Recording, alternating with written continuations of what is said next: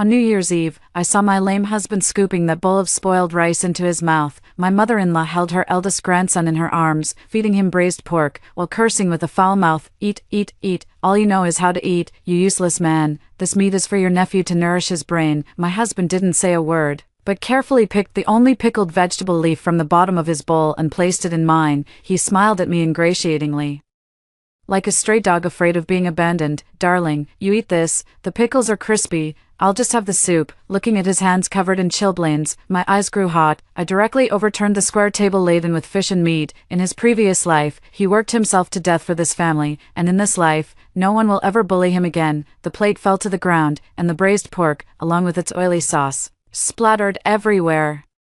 A few pieces of meat splashed onto the hem of my mother-in-law, Li Guifen's pants. Li Guifen froze for 3 seconds, then suddenly jumped up, her finger almost poking my nose. "Lin Huiwan, you've gone too far. This meat is for Debeo, and you, a hen that can't lay eggs, dare to flip the table." Elder brother-in-law Shindaqiang was just about to put a piece of meat into his mouth when he was startled, dropping his chopsticks on the floor.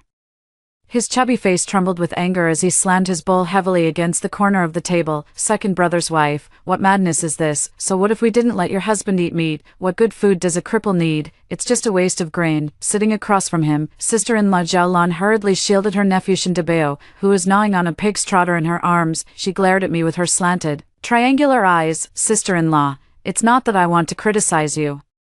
Shinurching's legs aren't good, he can't do heavy work, the whole family depends on your eldest brother to support them. This whole table of food is your eldest brother's hard-earned money." I looked at this family. In my previous life, I actually believed their lies. Shinurching went to work in an illegal coal mine to earn money for the family, only to have his leg crushed. The mine compensated with 300 yuan.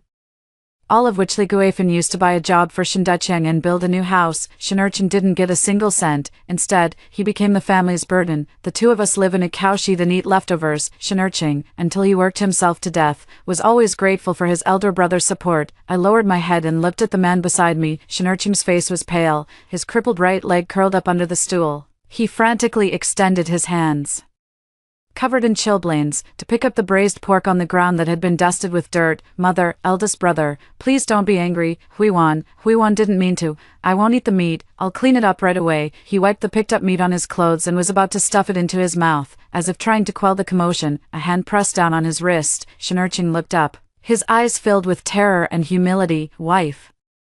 I snatched the dirty meat from his hand and, in front of the whole family, threw it into the dog bowl in the corner. The family's big yellow dog wagged its tail and pounced, swallowing it in a few bites. Li Guifen's face instantly turned the color of liver. You'd rather feed it to the dog than give it to people." I patted the grease off my hands and pulled Shinurching up. Was that Shindaqiang's hard-earned money? That was the life and death money Shinurching earned by sacrificing his leg. You all used Shinurching's broken leg money to live it up, while he had to drink spoiled water. Let me tell you, I'm not putting up with this anymore. Li Guifen trembled with rage, looking around before grabbing the broomstick behind the door and swinging it at me. "Outrageous. If I don't beat this unfilial wretch to death today, I won't be surnamed Li." Shinurching stiffened, instinctively lunging forward to shield me with his back. "Mother, don't hit Huiwan. It's my fault for not keeping her in line. Hit me instead." A dull thud sounded. The broom handle landed solidly on Shinurching's back. Shinurching grunted, his body swaying, but he didn't dodge, still shielding me tightly. Seeing that she had hit her son, Li Guifen not only didn't stop but became even more aggressive. "Fine, you ungrateful wretch, for getting your mother after getting a wife, Shinurching for a beating. I'll grant your wish." She raised the broom again.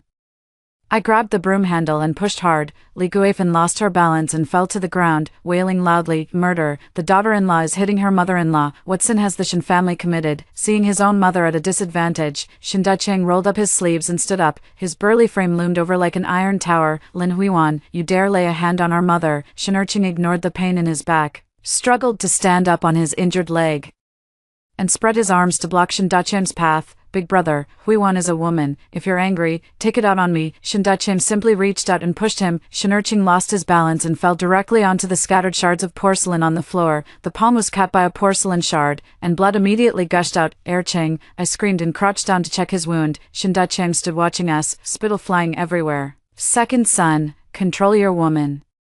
In this house, she has no right to act out. Neither of you will eat tonight. You'll kneel here and reflect on your actions." Zhao Lan, holding Shindabeo, added with a sarcastic tone, "That's right, that whole table of food costs several dollars. Even if we sold both of you, you couldn't pay it back. DeBeo, let's go back to our room and have some biscuits. Don't bother with these two troublemakers." After saying this, the family of three helped the cursing Leguefin up and returned to the main room, closing the door behind them. The main room was left with only a mess on the floor and a cold wind. Shinurchin hunched his shoulders and tugged at the hem of my clothes with his uninjured hand. "Wife, I'm sorry, I've let you go hungry again." He pulled a handkerchief bundle from his chest and carefully unwrapped it. Inside was half a hardened black flour bun. "This is what I secretly saved from lunch.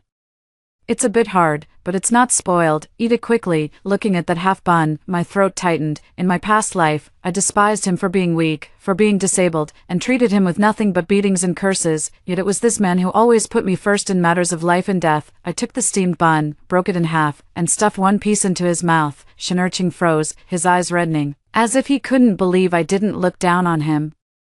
Just then, the door to the main room creaked open a crack. A basin of cold water was thrown out, splashing right onto Shinurchin's crippled leg. Leguefin's harsh voice came from inside, "Clean the floor. If I see even a speck of grease, you won't get breakfast tomorrow either." The winter night's wind blew, and Shinurchin's cotton pants were instantly soaked through, leaving him shivering from the cold. He forced himself to endure the discomfort, struggling to reach for the rag. I'll wipe it right now." I held him down, gazing at the dim yellow light emanating from the main room. From inside came the joyful laughter of Shindebeo and the faint, warbling sound of opera singing from the radio. Clenching my fist tightly, my nails dug into my flesh. Now is not the time for a direct confrontation. If Shinurchin's legs are not kept warm in time, it will lead to more serious health issues. I helped Shinurchin up and returned to the drafty side room.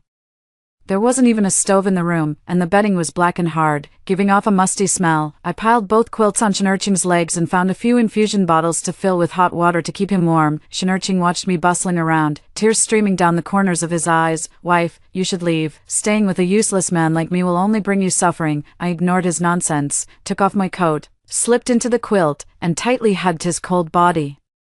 "Go to sleep, we'll deal with tomorrow's matters tomorrow." Shinurchin's body was as stiff as a rock, not daring to move an inch. Before dawn the next day, Leguefin's scolding echoed through the courtyard. "The sun's already high in the sky and you're still not up. A whole family of lazybones, trying to starve your old mother to death." The banging on the door was so loud it shipped dust from the ceiling. Shineken reflexively sprang up, hurriedly putting on his clothes. I'm up, mother. "I'll go fetch water right away." Watching his limping figure, my heart ached. I also put on my clothes and walked out. The courtyard was covered with a layer of snow. Leguefin was wearing a thick cotton-padded jacket, holding a handful of peanuts in her hand, with peanut shells scattered all over the ground. Zhao Lan was sitting on a small stool applying snow cream. When she saw me come out, she rolled her eyes. "Oh, the second young mistress is awake. Since you're awake, go wash that basin of clothes. DeBeo needs them for school tomorrow." She pointed to a large basin of dirty clothes by the well. Inside were not only adult cotton clothes but also DeBeo's bed sheets, stained with feces and urine. The well side had frozen over, and ice chips floated on the surface of the water in the basin. In this kind of weather, dipping your hands in could freeze a layer of skin right off. Shinurchin had just returned from fetching water when he saw the basin of clothes. Setting down his carrying pole, he moved a step forward. "Sister-in-law, the water's too cold. Huijuan's constitution is weak. Let me wash them." Zhao Lan snorted coldly. "You wash it, with your clumsy, rough hands. Could you afford to pay for my Dacron shirt if you ruin it?" Leguefin walked over and kicked Shinurchin on his injured leg, trying to show off. "Let your wife wash it. That's women's work. If you have nothing better to do, go clean out the pigsty in the backyard." Shinurchin staggered, nearly tumbling into the well. He was about to argue further, but I walked over and stood in front of him. "I'll wash the clothes." Shinurchin grew anxious. Huiwan. I gave him a reassuring look and rolled up my sleeves. Leguefin smirked triumphantly and spat. "Such a cheap skin, just asking for a beating." I crouched by the basin, my hand plunging into the icy water. The biting cold seeped through my fingertips and into the very marrow of my bones. I grabbed Zhao Lan's most treasured Dacron shirt and scrubbed it furiously against the rough washboard. The back of the shirt was torn open into a large gash. Then I snatched Leguefin's red scarf, stirring on the bedsheet covered in dirt. "Since you want me to wash it, I'll give it a good wash." Just then, the courtyard gate was pushed open, and one from next door peeked in. "Guefin, there's a scrap collector at the village entrance who says old items can be exchanged for money." Do you have any at your place? Li Guifan's eyes lit up as she tossed away the melon seeds. Yes, just the other day, Shinurching carved a few wooden trinkets that have been bothering me. Let's sell them all. Shinurching's face turned pale as he threw down the manure fork and rushed over. Mother, you can't sell that. Those are the pen holders I carved for the stationery shop in town. They've already paid a deposit. Shinurching had trouble with his legs, and over the past few years, he had relied on his woodworking skills to save up a bit of private money. He had spent half a month staying up late to carve those pen holders, and the patterns on them were incredibly intricate. Li Guifan paid no attention to any of that. She barged into our side room and started rummaging through everything in a frenzy. Before long, she came out carrying that box of pen holders. What deposit or no deposit, in this house? Everything is mine. Shinurching rushed over and clung to the box, refusing to let go. Mother, I beg you, we really can't sell them. Breaking the contract will cost us money. Shinurching walked out of the house, saw the scene, and without a word, lifted his foot and kicked Shinurching right in the chest. Let go, you ungrateful piece of trash. Shinurching grunted from the kick, his whole body falling backward, the back of his head hitting the edge of the well with a heavy thud. But he still clung tightly to the box in his arms. Blood trickled down his hair, dripping onto the white snow, a shocking sight. Shinurching, I threw down the clothes and rushed over, supporting his head. Shinurching spat impatiently. Stop pretending to be dead. Could a kick like that kill anyone? Hurry up and bring the stuff. We can use the money to buy firecrackers for Debeo. Li Guifan also chimed in from the side. Exactly, we've raised you for so long. What's wrong with taking a few pieces of your worthless wood? If it weren't for your eldest brother, you would have starved to death long ago. Shinurching's eyes were unfocused, and his lips trembled. This is the money for buying medicine for Huiwan. She's been coughing for a long time. I've been having a sore throat these past few days, but I didn't think much of it. It turns out he was carving wood day and night just to buy medicine for me. My heart felt like it was being tightly squeezed. Zhao Lan walked over and snatched the box away. Hey, it's quite heavy, besides the wood.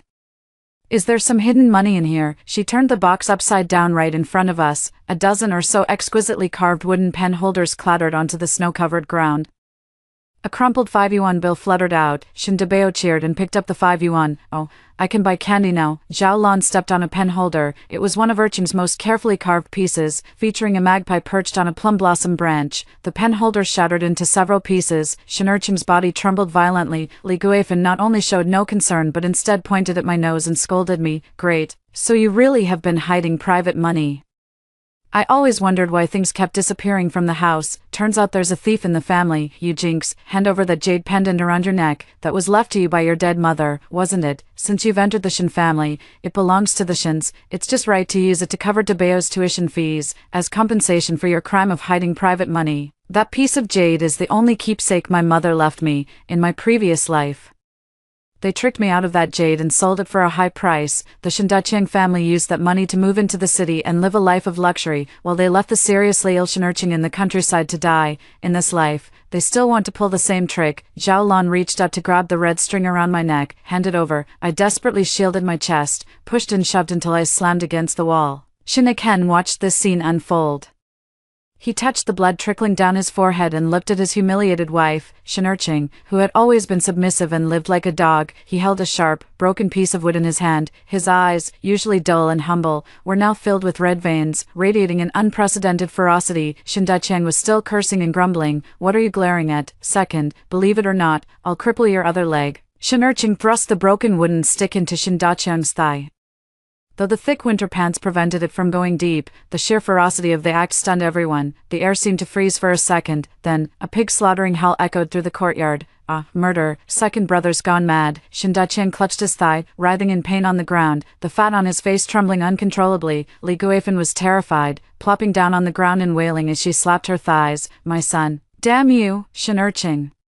You want to kill your own brother. I can't go on living, Zhao Lan screamed, trying to shield Shin Debeo behind her, looking at Shinurching as if he were a ghost. Shinurching pulled out the blood-stained wooden stick, his body swaying unsteadily, yet he stood firmly in front of me, the wooden splinter in his hand, stained with blood and cotton fibers, pointed at every person present. Whoever dares to touch Huiwan again, I'll stab them to death. His voice was hoarse and trembling, yet it carried a resolute, deathly determination. Anyway, I'm a useless person, and my life isn't worth much. Trading it for any of yours would be a win for me. At that moment, the man who had been a coward all his life was gone. I watched his trembling back, tears welling up in my eyes. This is my man. I wiped away my tears and picked up the rusty axe from the corner, the one I usually used for chopping firewood. since the facade has already been torn apart. Let's tear it apart even more thoroughly. I walked over to Shinurching and slammed the axe heavily onto the edge of the well, sparks flying everywhere. What are you crying for? Shinducheng isn't dead yet. I stared coldly at Li Guifan. You want the jade pendant? Fine, trade it with your life. If anyone dares to take a step forward today, my axe won't show any mercy. Li Guifan was so frightened by my gaze that she hiccuped, and her crying abruptly stopped. She looked at her second son and daughter-in-law, who had always endured beatings and scoldings in the past, and suddenly felt that the two of them had become utterly unfamiliar. Shinducheng was in so much pain that cold sweat dripped down his face, and he didn't dare to utter any more threats. Mom, hurry, take me to the clinic. Only then did Zhao Lan snap out of it, scrambling to help Shinducheng to his feet. The family of three stumbled awkwardly toward the courtyard gate. Just before stepping out, Li Guifan turned back with a fierce glare. Fine, you think you've grown wings now. Just wait until I get back. I'll have the village chief come and judge this. I'll make sure the whole village knows what ungrateful beasts you two are. The courtyard gate closed, and Shinurching's tense body instantly slumped. The wooden strip in his hand fell to the ground, and his whole body toppled backward. I quickly caught him in my arms. Shinurching. His face was deathly pale, blood still flowing from the wound on his forehead, yet he managed a weak smile at the corner of his mouth. Darling, did I cause trouble? No. I held him tightly, tears falling onto his face. You did the right thing. From today on, no one can bully us anymore. I helped him back into the house and bandaged his wound with clean cloth strips. Shineken kept staring at me, his eyes filled with unease. We won. What if Big Brother calls the police to arrest me? Maybe you should go back to your parents' house and hide for a while. Take this jade pendant with you, and make sure not to give it to them. I held down his restless hands. Arrest you? This is a family matter. At most it's a mutual fight. Besides, he threw the first punch and he was the one who snatched things first. If this really blows up, I'll spill what happened back then. Shinurching was taken aback. What happened back then? I sneered coldly. Back then, the compensation for Shinurching's broken leg was a huge sum of 300 yuan. Li Guifan claimed to the outside world that it was all spent on treating Shinurching's leg, but in reality, she only used the cheapest herbal medicine on him, and the rest of the money ended up in Shinducheng's pocket. There's no evidence for this matter, and the villagers just think Li Guifan is biased, unaware that it's a case of profiting from others' suffering. But I have been reborn. I know where Li Guifan hid the stub of that remittance slip. It's at the very bottom of the old-fashioned wardrobe in the main room, locked away and pressed inside a red cloth bundle. In my previous life, when the family split up, I accidentally stumbled upon the secret, only to be falsely accused by Li Guifan of stealing. This time, this stub is the blade we will use to reclaim justice. Shinurching, do you believe me? I looked into his eyes. Shineken nodded without hesitation. I believe you. As long as you don't leave, I'll do whatever you ask. Good. I stood up, my gaze shifting toward the direction of the main house outside the window. Then let's split the family. We'll take back what's rightfully yours. With interest, Shinducheng didn't return from the clinic until evening.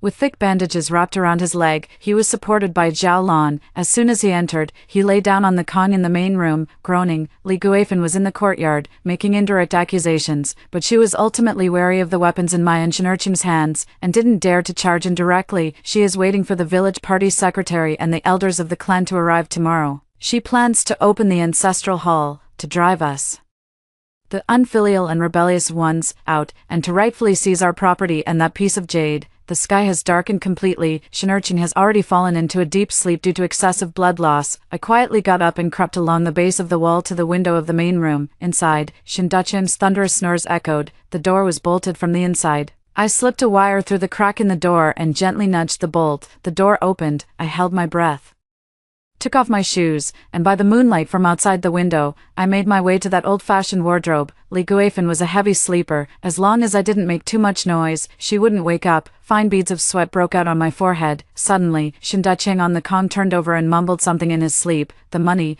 it's all mine. I clenched my lips tightly, waiting until Shinducheng's snoring became rhythmic again before continuing with my task. I reached my hand into the bottom layer, groping around until I finally touched a hard-bottomed red cloth bundle. My heart was pounding so hard it felt like it was in my throat. Pulling it out and looking at it under the moonlight, I could faintly make out the red seal and the words compensation on it. I tucked the stub into my pocket and was about to close the cabinet door. Just then, a hand suddenly landed on my shoulder. Zhao Lan's eerie voice came from behind me. Sister-in-law. What are you sneaking around for in the middle of the night? My heart skipped a beat. Is Zhao Lan getting up to use the bathroom? I immediately slapped her without a second thought. Zhao Lan was stunned, covering her face and screaming, "Thief, Lin Huiwan stole something." This shout woke up Li Guifan and Shen Daqing on the Kong. Li Guifan scrambled up and pulled the light cord. Under the dim yellow light, I stood in front of the cabinet, dressed in thin clothes, my gaze icy. Zhao Lan, with disheveled hair, pointed at me and shouted, "Mom, I saw her rummaging through the cabinet. She stole money." Li Guifan saw the cabinet door wide open and immediately flew into a rage. Great, guarding day and night, yet a thief in the house is hard to prevent. I wondered why things were always missing at home. It turns out it was you, you little hussy. Shen Daqing stopped groaning, grabbed the flashlight from under the pillow, and shone it right in my face. "Hand it over, or I'll break your hand." The commotion in the main room startled Shen, dragging his injured leg and still clutching that wooden stick. He stumbled his way inside. "Don't move, Huiwan, Huiwan." "Shen, you blind fool, look at the good wife you married, sneaking in the middle of the night to steal my life savings. A woman with such dirty hands must be sent to the police station." Zhao Lan, no longer crying out in pain, lunged forward to search my body. "Search her. It must be hidden on her." I took a step back, avoiding Zhao Lan's hand. "Search me, fine, but before that, let's settle the score." I pulled that piece of paper from my pocket and held it up high. It was the secret she had kept for 3 years, the ironclad proof that she had been feeding off her second son to support her eldest. Shen broken leg was a work-related injury, and the mine compensated him with 300 yuan. How come we haven't seen Shen spend a single cent of it? Did it all go into this cabinet? Shen trembled all over, looking at Li Guifan in disbelief. "Mom, is this true? Did the mine pay compensation?" Back when he woke up, Li Guifan had cried and wailed, saying the mine owner had run off without giving a single cent, and that the family had spent all their savings to treat his leg. Shen has always felt guilty about this, believing he has held back the whole family. Li Guifan panicked, her eyes darting away. You're talking nonsense. That's fake," I sneered. "Whether it's fake or not, you can check the receipt at the post office. It has your fingerprint on it." Zhao Lan's eyes darted, and she suddenly shouted, "This is what she forged. She's trying to extort money. Villagers, come quickly, catch the thief." Shen Daqing also snapped back to reality, ignoring the pain in his leg. He lunged forward to snatch that piece of paper. "Give it to me." Shen didn't hesitate this time. He stepped in front of me and kicked Shen Daqing in the leg. "Get out." This roar carried 3 years of pent-up grievances and anger. A clamor of footsteps could be heard outside the courtyard gate. Zhao Lan's loud shout had drawn all the neighbors from left and right. Even the village party secretary, draped in an overcoat, rushed over. "What's all this noise about? It's the middle of the night. Can't you let people sleep?"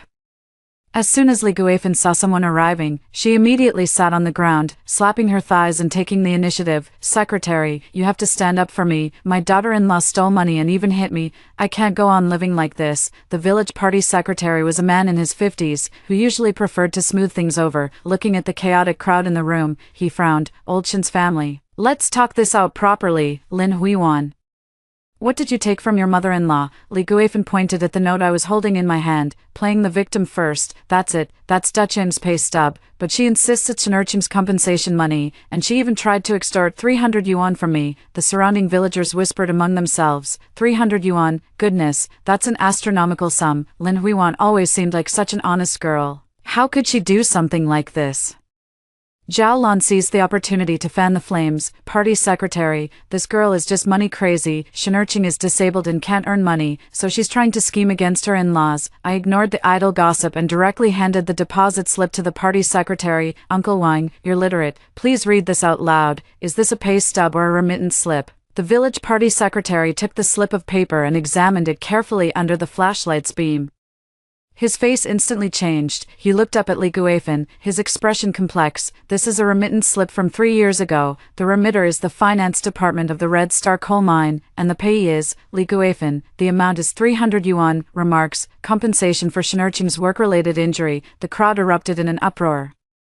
"Oh my god, when Shen broke his leg 3 years ago, didn't Sister Guifan say the mine didn't compensate, so she pocketed all the money?" "That was right, when Shen Daqing was building a new house. I was wondering where the money came from. This is just too heartless. That's her own son's blood money." Li Guifan's face instantly drained of color, her lips trembling as she struggled to speak. Shen stood in the center of the crowd, his body swaying unsteadily.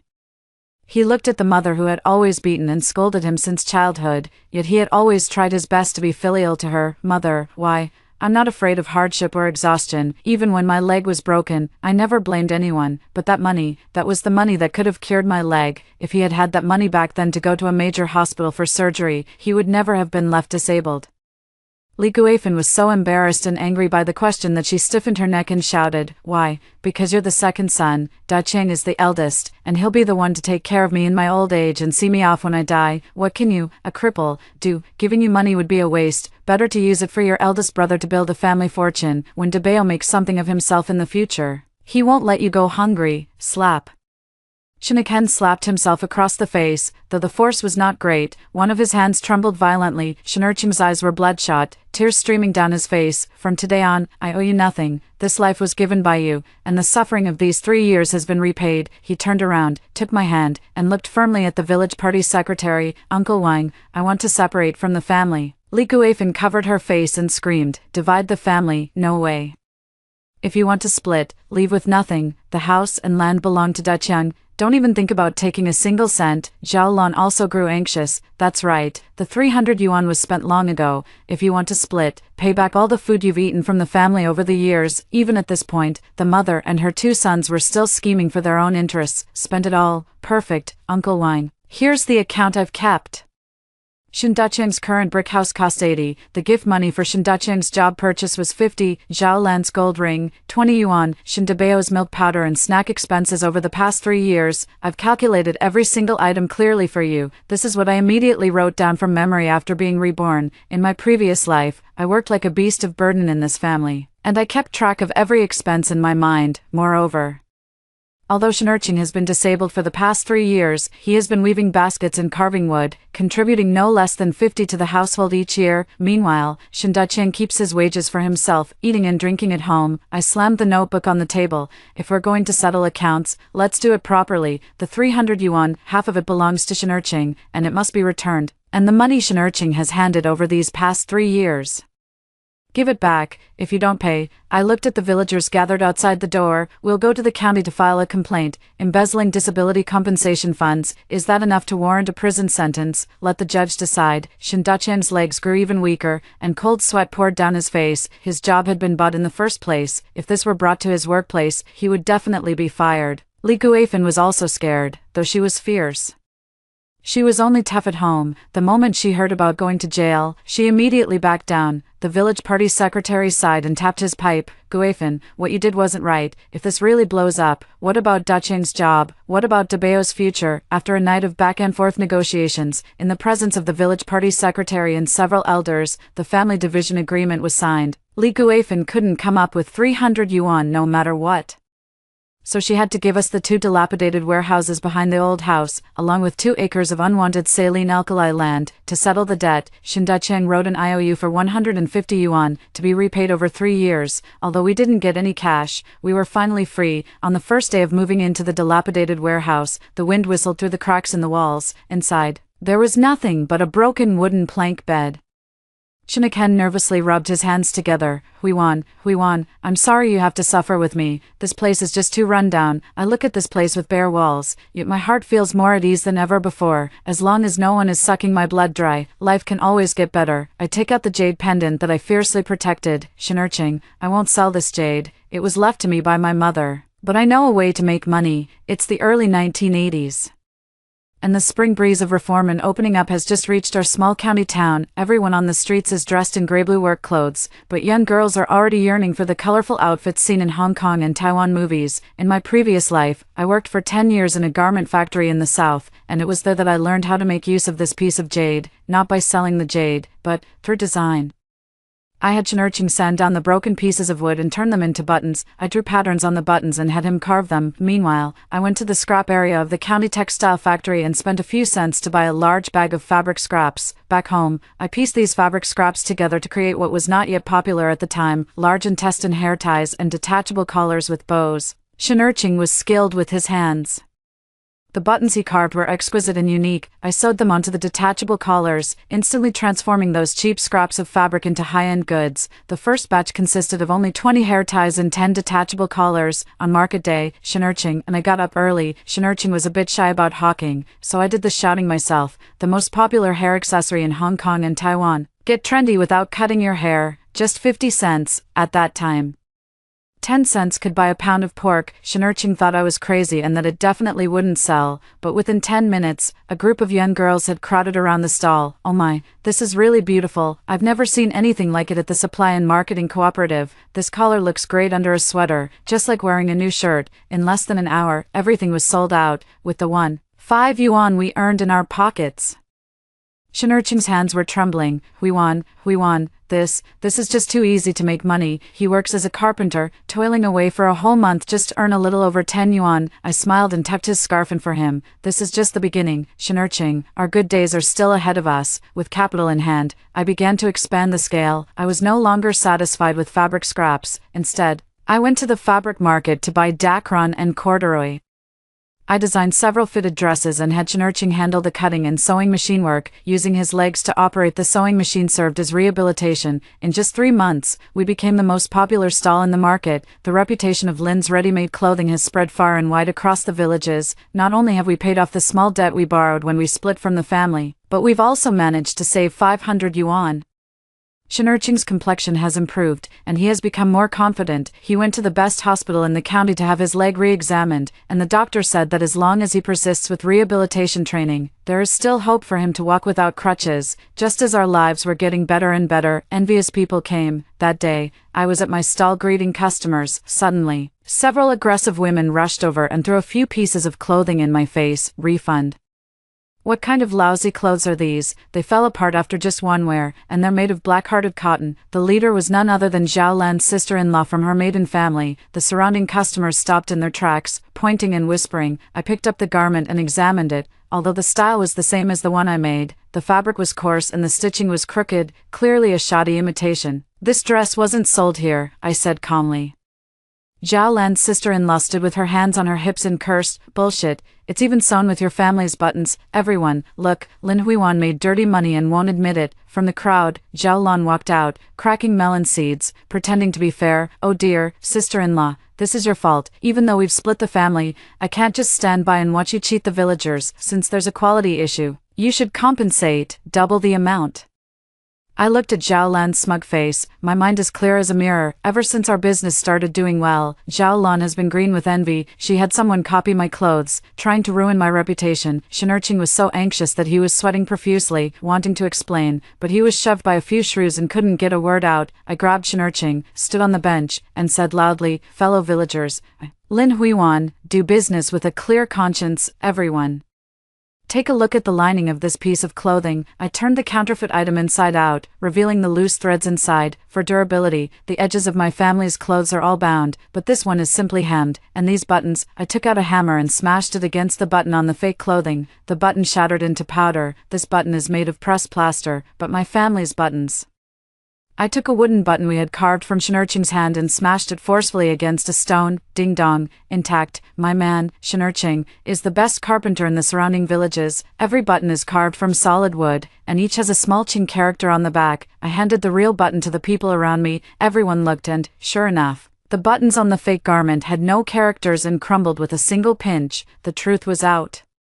Zhao Lan's sister-in-law's face flushed to a purplish red, wanting to slip away. I grabbed her in one swift motion, trying to leave. "Who gave you this dress?" Was it Zhao Lan? That sister-in-law was a spineless coward. With just one scare from me, she immediately pointed at Zhao Lan. "It's her, she made me do it. She said she'd give me 20 yuan as long as I ruined your stall." Seeing the situation turn against her, Zhao Lan turned and ran. Shinurching didn't hold back this time. Blocking her path with his walking stick, "Sister-in-law, you think you can just smash our sign and walk away? Let's go to the police station and sort this out." This commotion not only didn't ruin the reputation but instead let everyone know that Lin's clothes have anti-counterfeiting marks and are of high quality. The business became even more booming. Zhao Lan was detained for a few days for picking quarrels and spreading rumors. Shinurching also lost face at his workplace because of this incident, was criticized by his superiors, and went home to beat Zhao Lan severely. Li Guifan was so angry that she suffered a stroke. With a crooked mouth and slanted eyes, unable to get out of bed, Shinurching and Zhao Lan blamed each other, neither willing to take care of her, and the household was in constant chaos every day. 2 years later, my Lin's garment factory had already become a major taxpayer in the county. After surgery and rehabilitation, Shinurching's leg still limped a bit when he walked quickly, but it no longer affected his normal life. He is now the deputy director of the factory, managing over 100 people, dressed in a suit and leather shoes, and no one dares to call him a cripple anymore. That day, an uninvited guest arrived at the factory, Shindabeo. He was only in his teens, but due to a lack of discipline, he had long dropped out of school and was drifting through society. He sneaked into the factory warehouse, intending to steal fabric to sell for money to play arcade games. He was caught red-handed by the security guard. Shindaqiang and Zhao Lan rushed over upon hearing the news and knelt down as soon as they entered the office. Sister-in-law, second brother, please let Dabeo go. He's still just a child. Shindaqiang looked over a decade older, his hair now gray and his back hunched. Since being dismissed from his job, he could only take on manual labor. Zhao Lan had run off with someone once but eventually returned, leaving their lives in complete disarray. Shinurching sat in his boss's chair, looking at this once arrogant older brother. Let it go. Did you let me go when you took my life-saving money? Did you ever think we were family when you pushed Wiwan to the brink of death? Zhao Lan cried, tears and snot streaming down her face. We were wrong. We're really paying for it now. Mother is bedridden, calling your names every day. And we can't even put food on the table. Shinurching, for the sake of how many years your elder brother raised you. Shinurching cut her off. Raised me. I paid that debt back long ago with my broken leg. As for Dabeo, he looked at me. I set down the teacup in my hand and said calmly, business is business. The theft amount is substantial, so send him to the juvenile detention center. When Shindabeo was taken away, he cried and shouted, cursing Shindaqiang and Zhao Lan for being useless. At that moment, Shindaqiang slumped to the ground, his eyes filled with despair. He finally understood that it was his and Li Guifan's excessive love and greed that had destroyed this family and their only son. After dealing with the mess left by the Shin family, Shinurching and I walked out of the factory gate. Outside, a light snow began to fall, just like the night we divided the family. But this time, we were no longer cold, no longer helpless. Shinurching opened a black umbrella and held it over my head. Huiwan, the tickets for next week's Canton Fair are bought. Let's go to the south and have a look. I heard they have more advanced machines there. I held onto his arm, feeling the warmth emanating from his body. All right, once we're done with this busy period, let's go redeem that piece of jade. That piece of jade was mortgaged to the bank for a loan during the toughest time of my entrepreneurial journey. Now, we have enough money to redeem it, and even buy more and better jade. Passing by the village where I once lived, Old Shin's courtyard has collapsed halfway, pitch black, like a monster with its mouth wide open. I heard that Li Guifan is now left unattended, lying in a pile of filth every day, cursing people. Cursing Shindaqiang for being unfilial. Cursing Shinurching for being heartless. Finally, when she tires of cursing, she stares blankly at the ceiling, clutching the broken wooden pen holder that Shinurching had repaired, tears streaming down her face. But this has nothing to do with us anymore. Shinurching stopped walking and helped me tighten my scarf. His eyes were clear and gentle, reflecting the scattered starlight from the streetlights. Darling, thank you for flipping that table over. I smiled and held his hand tightly. Let's go home and eat braised pork. Snowflakes fell on the umbrella, making a rustling sound. The road ahead is long, but it is filled with light. After hearing the first story above, what are your thoughts? Feel free to share your opinions in the comments section. Next, there is another similar story. Let's continue to see more popular long novels recommended. Monthly subscription services for downloading and finding short stories on platforms like Jihu, Jinri Tushio, Fanxie, etc. After the college entrance exam scores were released, we all got into top-tier universities. In their excitement, our classmates decided to hold a celebration banquet at the class beauty's house. I reminded them that some wild animals are protected by the state, but I was met with ridicule from everyone. What's the big deal about eating some wild game? We're the future of top-tier universities. Some people can't even afford 3 dishes in their whole life, yet they still have the nerve to point fingers, to prevent everyone from breaking the law. I reported the class beauty shop, causing everyone's graduation celebration to end on a sour note. The class beauty felt deeply humiliated and, in a fit of rage, set fire to her family's shop, tragically disfiguring herself in the process. Everyone resented me, tied me up in the laboratory, and each poured a bottle of sulfuric acid on me, leading to my death by corrosion. To protect the school's graduation rate, the homeroom teacher collaborated with the parents to provide alibis for everyone. In the second chance at life, when I saw my classmates discussing going to the class beauty's house for a wild game feast to celebrate college admissions, I smiled and waved my hand. I won't go. I hope you all enjoy yourselves. Classmates.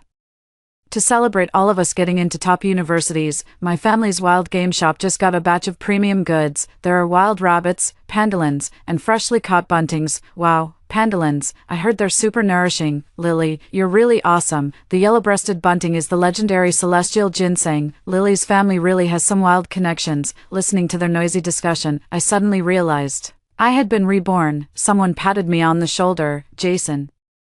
What are you spacing out for? Let's go. I immediately shook my head. I'm not going. I don't like eating game. Everyone was taken aback by my words. Class representative, are you really that unsociable? Lily kindly arranged this college celebration banquet, and you're not going. That's a slap in her face. Exactly. This might be the only chance to taste pandolin and bunting. I let out a cold laugh. You've heard of them too. Then don't you know they're nationally protected animals?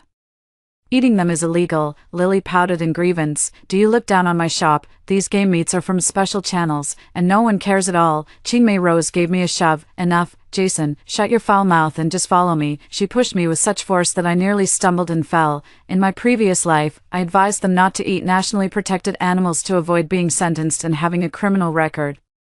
Any involvement in illegal activities would disqualify them from admission to top-tier universities. After studying for over a decade, it's not worth ruining one's future for the sake of satisfying a craving. Despite my good intentions, I ended up being splashed with sulfuric acid and dying a tragic death. In this life, they still want to go, so I won't stop them. Seeing that I still refused, Rose frowned. If you don't want to go, you still have to pay your share.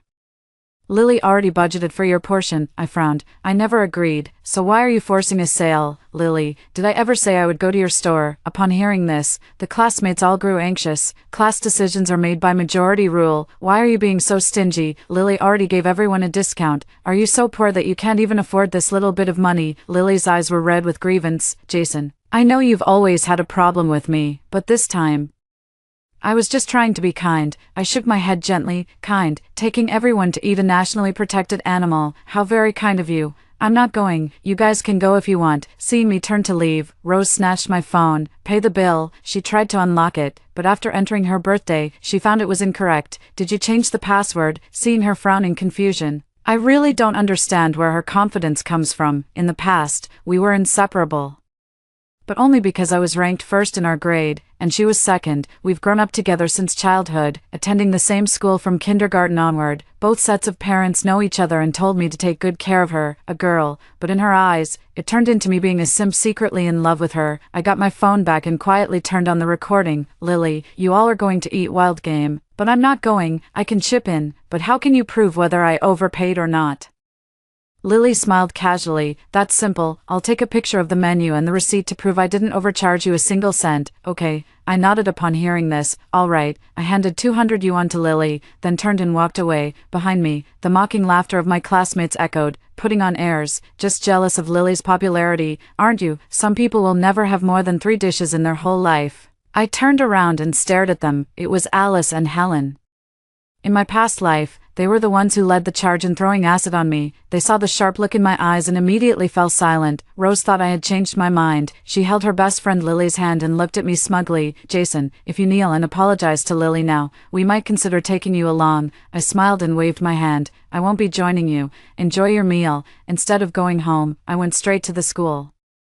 As I passed the surveillance camera at the school gate, I deliberately lifted my face to make sure it was captured clearly. Principal, homeroom teacher, my results are out. I came specifically to thank you for your guidance. The principal and homeroom teacher were delighted and pulled me aside to chat over tea. At this moment, the classmates were live streaming the scene on their social media feeds. Lily was the most dramatic, posting several updates in the 9-square photo grid.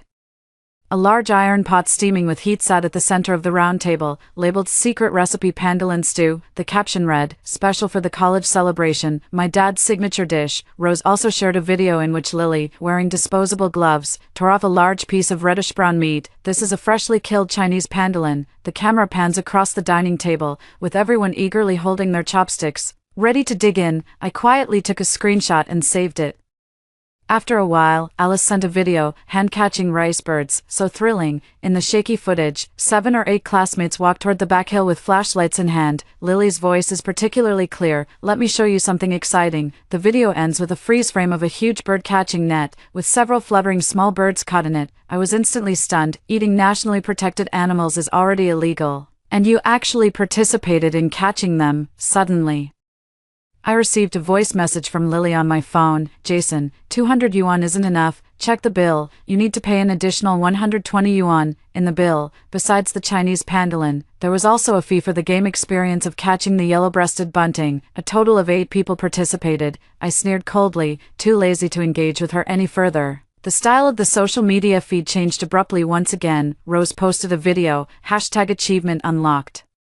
Personally capturing a national first-class protected animal. The accompanying image shows her holding a reed bunting by its wing, its beak still opening and closing. After a while, Lily actually uploaded the video directly to TikTok. In the video, she holds a selfie stick, with classmates busily working in front of a barbecue grill in the background. Witness the miracle moment. Freshly killed rice bird barbecue. Rose's voice came from off-screen. Lily, how much sauce should I brush on this?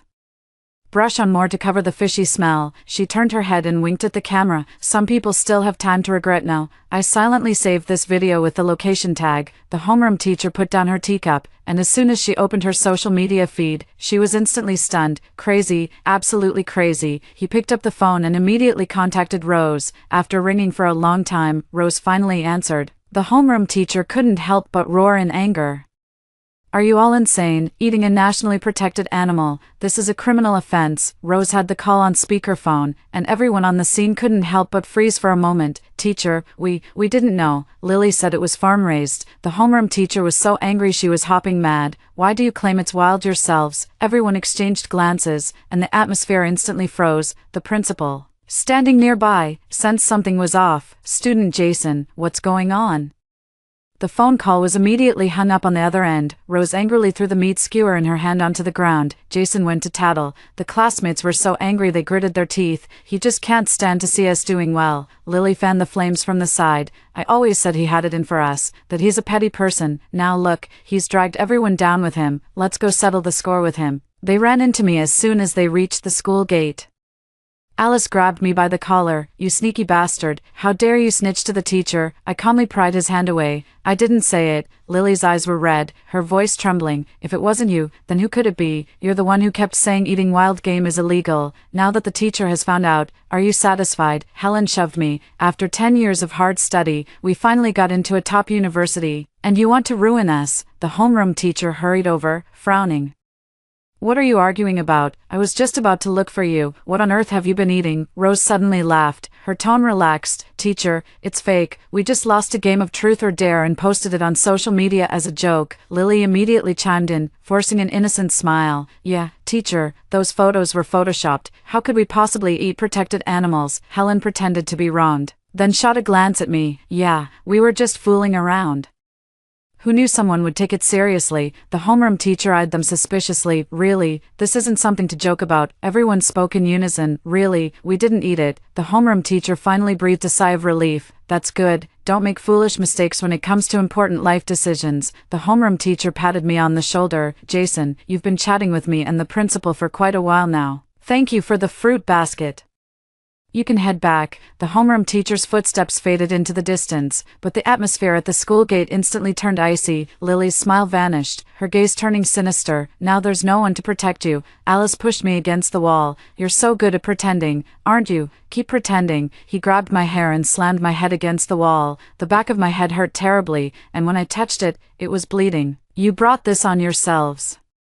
What does it have to do with me? You posted so many videos on your social media. Who knows if you blocked the teacher or not? Rose stood with her arms crossed, her expression cold and condescending. Jason, you've really let me down.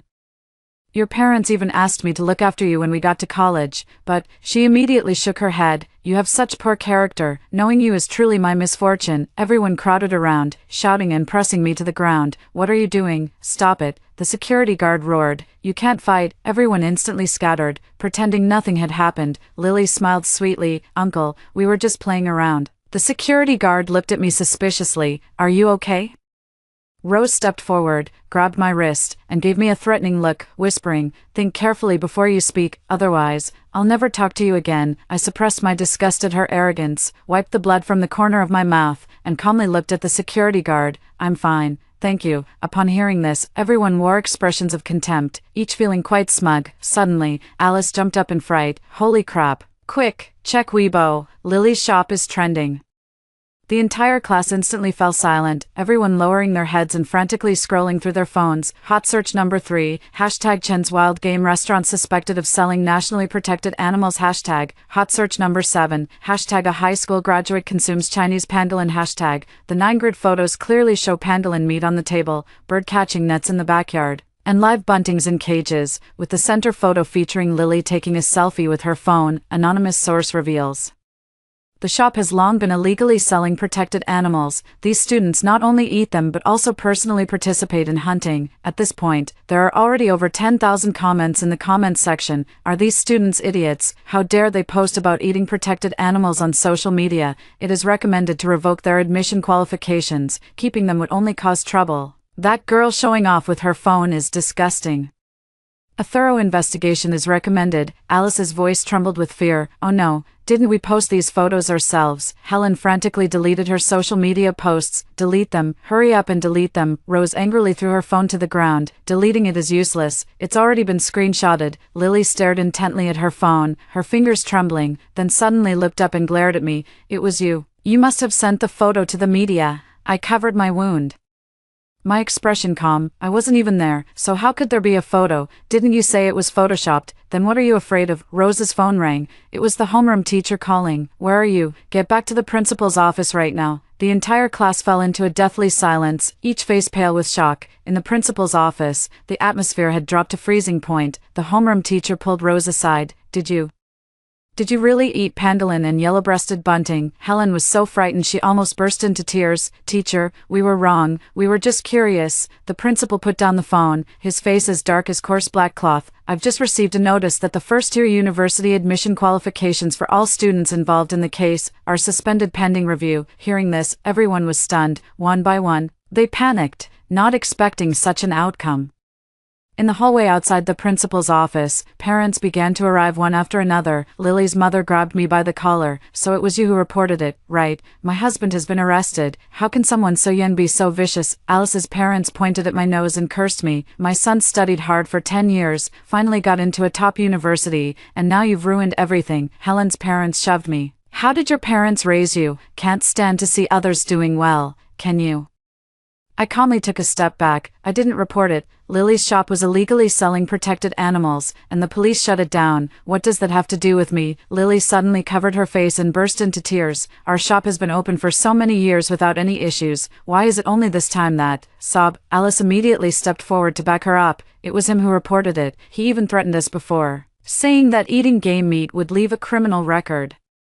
The parents were all outraged. Such a scheming mind at such a young age. He must be punished, otherwise, we'll file a joint complaint with the Education Bureau. The principal looked troubled, trying to mediate. Everyone, please stay calm. The matter hasn't been fully investigated yet. Lily's mother interrupted with a scream. What's there to investigate? He's the one who caused this. If my daughter can't get into college, he won't get away with it either. Lily pointed at me and shouted.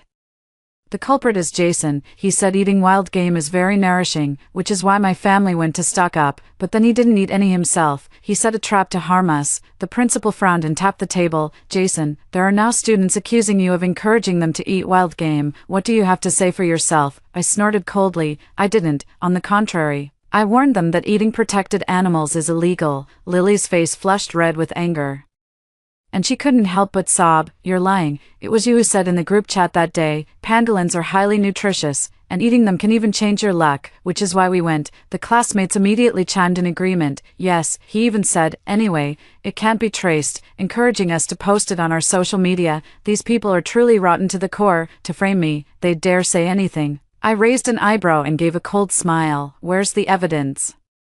Linda took out her phone and swiped the screen. I deleted the chat history, but they all remember. The other classmates nodded one after another, all saying it was me. Lily's mother suddenly stood up, her voice sharp. It was you little bastard, who caused all this. My husband got arrested. The shop is gone. Are you happy now? Alice's father clenched his fists until they cracked. If my son can't get into college, I'll make your whole family pay with their lives.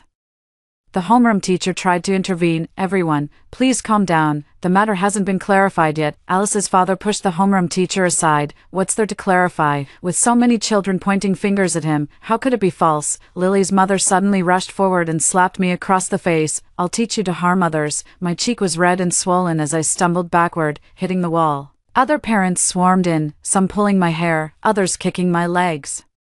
The principal slammed the table and roared, "Enough, this is a school." The parents paused briefly but still surrounded me. The homeroom teacher helped me up and asked in a low voice, "Jason, if you really didn't do it, why is everyone pointing at you?"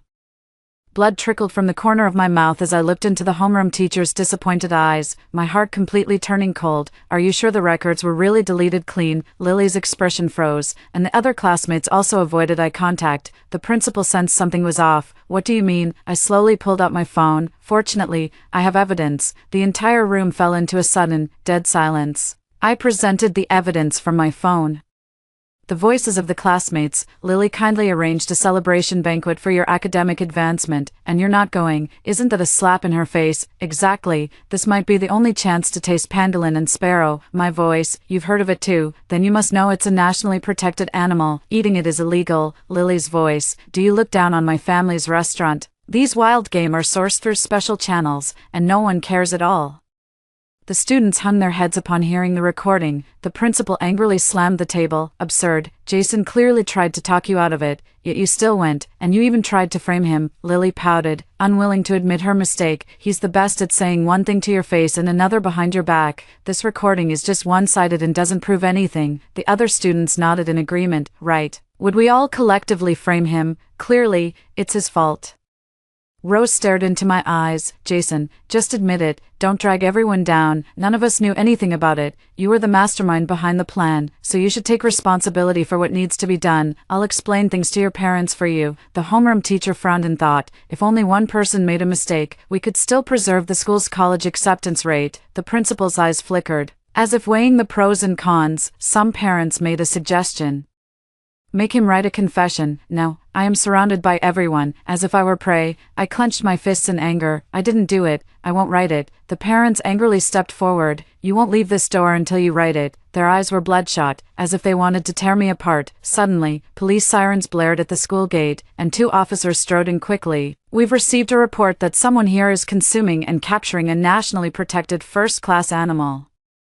All the parents instantly let go, their faces turning deathly pale. At the municipal police station, the entire class of students was seated in different interrogation rooms. I was in one room with Rose and Lily. The police officer tapped on the tablet. "Lily, the caption on your social media post with the pangolin photo says obtained through connections. How can you claim you didn't know?" Lily's tears instantly welled up. "Uncle Policeman, I was just bragging.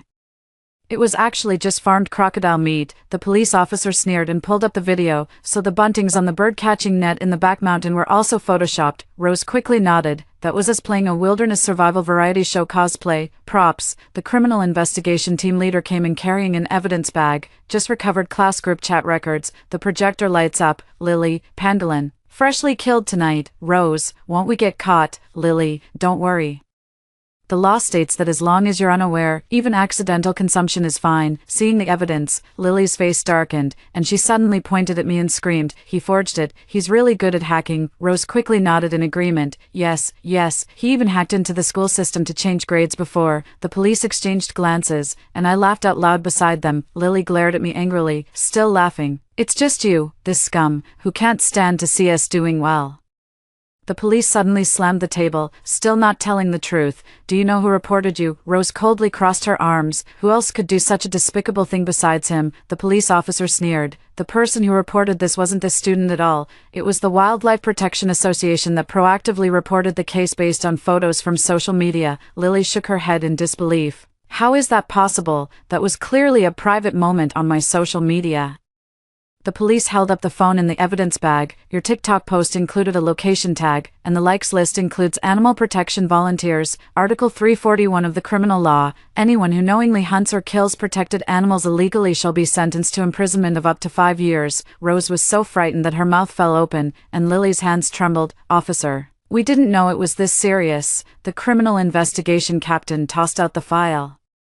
Looking at Lily, "Your father confessed that your shop sold 46 pangolins and over 80 yellow-breasted buntings over the past 5 years." Lily Shen slumped in her chair, then suddenly sprang up and pointed at me. He ate it too. I have the payment record. He paid me 200 yuan, but he planned it all along, deliberately not taking photos." "Yen, isn't that right?" Rose looked at her, her eyes flickering. Faced with Lily's affirmative gaze, she finally nodded. "Yes, although he didn't eat much."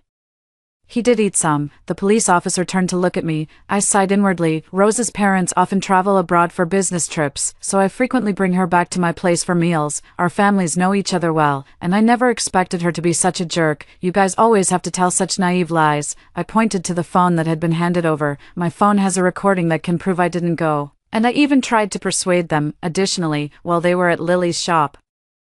I was at school with the principal and the homeroom teacher. They can serve as my witnesses, and the surveillance footage at the school entrance can also verify the times I entered and exited. Lily was instantly left speechless, glaring at me with resentment. So much evidence, and you still won't admit it was all planned from the start. The police officer angrily slammed the table. You're slandering others without evidence. He can sue you, and you, actually providing false testimony.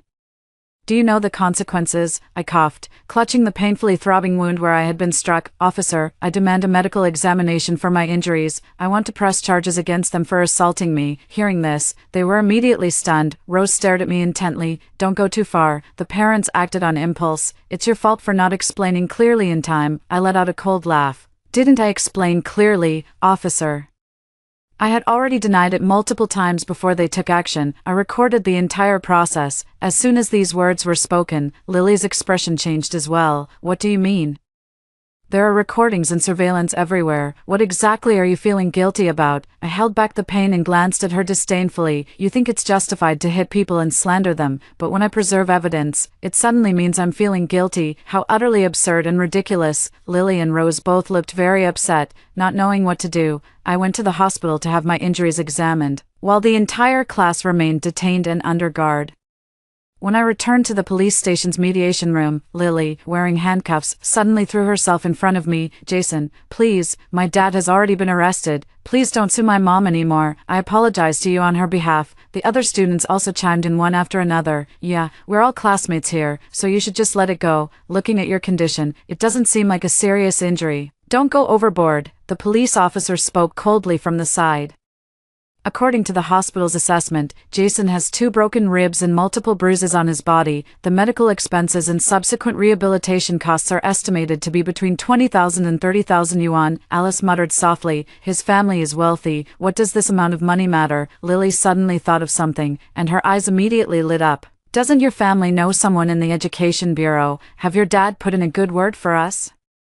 So they don't revoke our admission to top-tier universities. As soon as these words were spoken, everyone seemed to regain a glimmer of hope. That's right, his dad is the deputy director of the city's Education Bureau. Jason, have your dad step in and talk to the university president. We'll remember this favor in the future. Yes, if we become successful in the future, we won't forget to help you. I let out a cold snort, as if listening to a joke. How dare you expect my father to help you after you injured me? My family would never knowingly break the law. You're truly beyond saving, still wanting to make one mistake after another. Seeing that I refused, the resentment in everyone's eyes was impossible to hide. Rose stared at me coldly. You're so noble, then why didn't you try your hardest to stop us back then? Alice kicked over a chair, wanting to rush over. You clearly know the consequences, if you truly considered us classmates. You should have risked your life to advise us. The police restrained the rioting. Alice, remember, this is a police station. I raised my phone and played the recording. Lily's voice. Some people just don't have the taste for it. Alice's voice. He's just jealous. I looked at them coldly. Did you hear that? Those were your exact words back then. Helen's tears streamed down her face. We just didn't think it through properly. You should have tried harder to persuade us. Alice was so furious that she started hitting her own head frantically. If you had knelt down and begged us not to go, if you had called the police right then, we wouldn't have. I suddenly burst out laughing. How interesting. When I tried to persuade you, you cursed at me. When the teacher found out, you beat me up. When someone reported you, you still wronged me and tried to drag me down with you, and now you expect me to save you. Am I your dog, or am I your grandparent? Supposed to spoil you brats. Everyone froze, each of them fuming but unable to speak. Regarding the intentional consumption of nationally protected animals, due to the solid evidence, everyone will face administrative penalties. Rose and others involved in capturing nationally protected animals face criminal penalties. Considering the students' special status, they were first bailed out by their parents. Awaiting court summons and trial, my admission letter has finally arrived.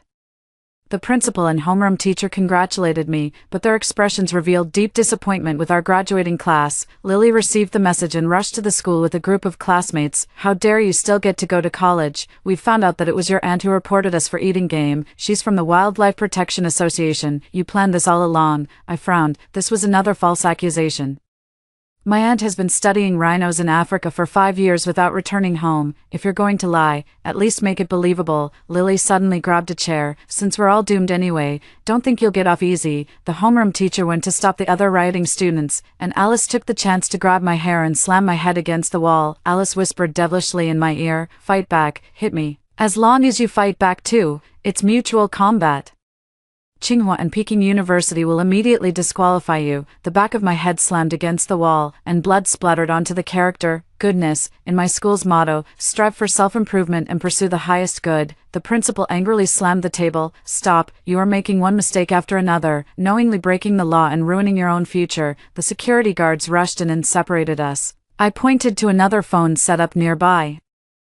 "I just live-streamed everything you just did. I always have a feeling in my heart that this matter won't pass so easily. That's why I leave traces everywhere." The screen shows over 100,000 people watching online, with bullet comments flooding the screen. "These students are truly beyond redemption. It's fortunate that their admission qualifications were revoked. Otherwise, they would have posed a greater threat to society in the future. They must be severely punished. Not a single one of them should be let off." Many individuals from universities also watched online, and some official university accounts posted bullet comments. "Our university will not admit students who engage in violent bullying, eating nationally protected animals and assaulting witnesses. Such people are not worthy of attending our school." The students were all panicked, unsure of what to do. At that moment, the police also arrived. Those who had initially faced only administrative penalties grew even more flustered and regretful. I didn't mean to. It was all Lily who instigated us." "Jason, you told Lily. She said the whistleblower was your aunt. That's why we acted on impulse." Helen suddenly came to her senses. "That's right. The real culprit is Lily. It was her who arranged for us to eat the wild game." At that moment, everyone came to their senses. "That's right. It's Lily. If it weren't for her, why would everyone have gone? All the actions were directed by her. We were just following along." Alice rushed forward again and grabbed Lily's hair. "It's you. You're the one who lied to everyone, saying it's fine to eat wild game. You even arranged for us to catch the buntings." Lily struggled and screamed incessantly. "Are you insane? It was clearly your own greed." Helen slapped Lily across the face, leaving a red mark instantly. "Bullshit. Did you or did you not say, if you don't eat it, you're not a good sister?" Lily crawled toward the police officer, grabbing onto their pant leg. "They forced me. They said they wanted something exciting. Alice even said it wouldn't be thrilling enough unless you posted it on TikTok." Alice suddenly lunged forward and kicked her in the chest. "Bullshit. It was you who said we should take the opportunity to promote it. I still have the message you sent on my phone. Pandolins can unclog blood vessels. Even experts eat them. I'm only 18 and I already have a criminal record. You owe me my life back." Lily was pushed to the ground, trembling as she looked toward Rose. Yin, please help me." Rose looked at her with a face full of pity and was about to speak when Alice suddenly grabbed her. "You've been too scared to tell your parents. Do you really think you can keep this hidden? If you help her again, you'll end up getting dragged into it yourself." Rose pursed her lips, thinking of the message her grandmother had sent her last night. "Your parents found out and are coming back from abroad tomorrow." Rose clenched her fists. She was most afraid of her parents. Her father was traditional and stubborn, while her mother demanded perfection. They had always placed high expectations on her since childhood. If they found out she had been rejected by a top university and was facing jail time, the consequences. When she looked at Lily again, her eyes turned cold. "Lily, you might as well admit it." Lily collapsed to the ground, her eyes filled with despair. The detective suddenly added from the side, "It was just confirmed that the whistleblower is Lily's own uncle. He pretended to be from the Wildlife Protection Association, but it was actually an internal conflict over uneven distribution of the spoils." Alice angrily slapped Lily again. "It was clearly you and your family who caused all this, yet you're framing Jason." He looked at me, suddenly appearing righteous and indignant. "Jason, I was wrong earlier, but we were truly deceived. I'll teach her a lesson right now to vent your anger." He still wanted to take action, but he was stopped by the police. I let out a cold laugh. "Stop pretending. You're not helping me vent my anger. You're just venting your own. I won't let go of anyone who should be reported."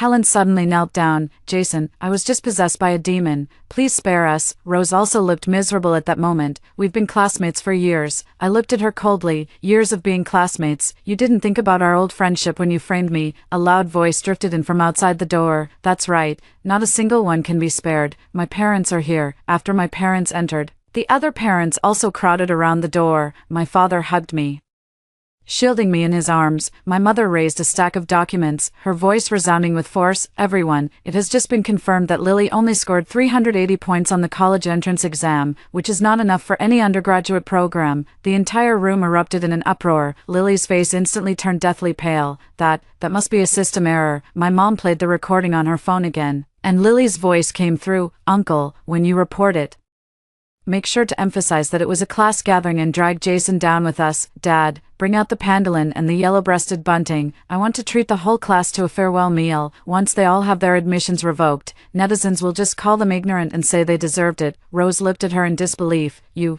deliberately harmed us. We're best friends. Helen pointed a trembling finger at Lily. So you gave us a discount treat, taught us to lie, all four. Lily knew the matter had been exposed, and she was hysterical with anger. Why can all of you get into top-tier universities? I'm the only one who failed, and I refuse to accept it. Someone rushed in through the door. It was Lily's mother. She suddenly grabbed her daughter by the collar. Your father has been sentenced to 10 years. All our family assets have been confiscated, and all because of your petty jealousy. Lily suddenly burst into hysterical laughter. That's right. I want to see these top students become like me, hated by everyone. She pointed at me, especially you. What's so great about being the top student in your grade? Helen's mother grabbed a stainless steel thermos and threw it at Lily. My daughter was in the top 50 in the province. Now it's all gone. How are you going to make up for this? The thermos hit Lily on the forehead, and blood instantly began to flow. Alice's father pushed the security guard aside, grabbed Lily by the hair, and slammed her head against the table. You're not even fit for college, you beast. You don't even deserve a vocational school. The parents erupted, rushing in and immediately surrounding Lily, punching and kicking her. The police had no choice but to fire a warning shot before everyone finally stopped. Lily was covered in blood. Staggering to her feet, she suddenly pulled out a lighter. I am at fault, but what about you? Didn't you also hit Jason? Didn't you also try to force him to drop the lawsuit? Fine, push it all on me, then let's all die together. She lit her own school uniform on fire. Everyone stepped back in fear, afraid the flames would leap onto them. The security guard and police immediately grabbed fire extinguishers, put out the fire on Lily, and handcuffed her. Lily's arm was burned, and she was still gritting her teeth in anger. Jason, are you satisfied now? You've won. Everyone else is suffering? So why should you get off scot-free? I watched her walk away coldly. She is truly insane. Following the advice of the police and my parents, I filed lawsuits against everyone involved, sparing no one. These people ended up either in prison or facing penalties, and we never crossed paths again. Afterward, at home, my parents prepared a celebratory feast for my academic advancement. Only my family was present. On the table, there was only home-cooked food. This is what true steady happiness looks like. Later, Rose had her parents pass on a message to me, mainly to express her apology. I do not forgive, nor do I intend to dwell on it. After all, in this lifetime, I want to stay away from trash and live well. After hearing the 2 stories above, what are your thoughts? Feel free to share your opinions in the comments section. Looking forward to hearing from you. If you liked this story, don't forget to like it, share it, and subscribe to my channel. See you next time.